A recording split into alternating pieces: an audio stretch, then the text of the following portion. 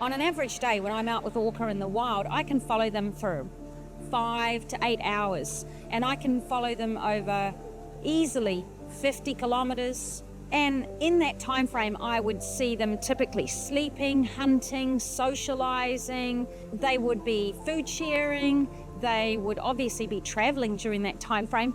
And yet when you see an orca in captivity, you see them just either lying there despondently, or you see what's termed stereotypic behaviors. And those are abnormal, repetitive behaviors. So that might be chewing on the concrete, it might be swimming in a circle.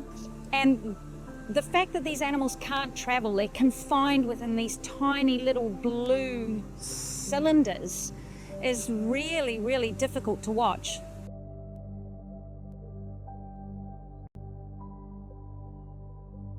There is no education content in those shows.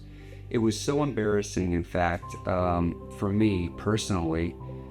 The last 3.5 years of my career, I was embarrassed to do those shows because they even had us out there doing dance steps, learning choreography and dancing, and having the whales even dance to choreographed music by pop music, ridiculous sequined wetsuits with us dancing around. I mean, there's no dignity in that type of show, and this should be a show where you're supposedly educating the public about this amazing apex predator, one of the most amazing animals on the planet, and you're having them dance to pop music. Where's the education content in that? Or jumping up and touching, they still do this to this day, jumping up and touching a plastic ball.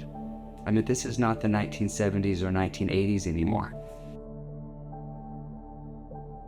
She became so stressed about the conditions at this facility and the attacks that she was getting that she started self-harming, banging herself against the concrete walls until she had open, raw wounds.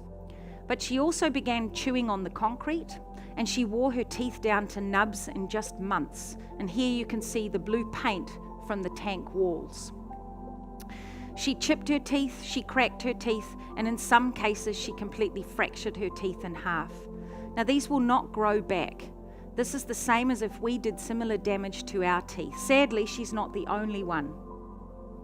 Every place that I have been and seen orca in captivity around the world, and every single orca that I have seen in captivity shows some sign of this self-mutilation. And it's not just the teeth, it's also the collapsed dorsal fins that you see on 100% of the adult male orca in captivity, wherever you go in the world. And also other injuries that are attributed to other orca and to the tank structures themselves. They're so prevalent that the captivity industry now calls these sorts of injuries normal. And this all stems from the fundamental issue of keeping these animals in such tiny, tiny, barren concrete tanks. So can you imagine being an individual from a species which is known to dive to 700 meters deep and being locked in a tank like Morgan is here? She was kept in this facility for 18 months and couldn't even hang vertically in the water. And people buy tickets that support this.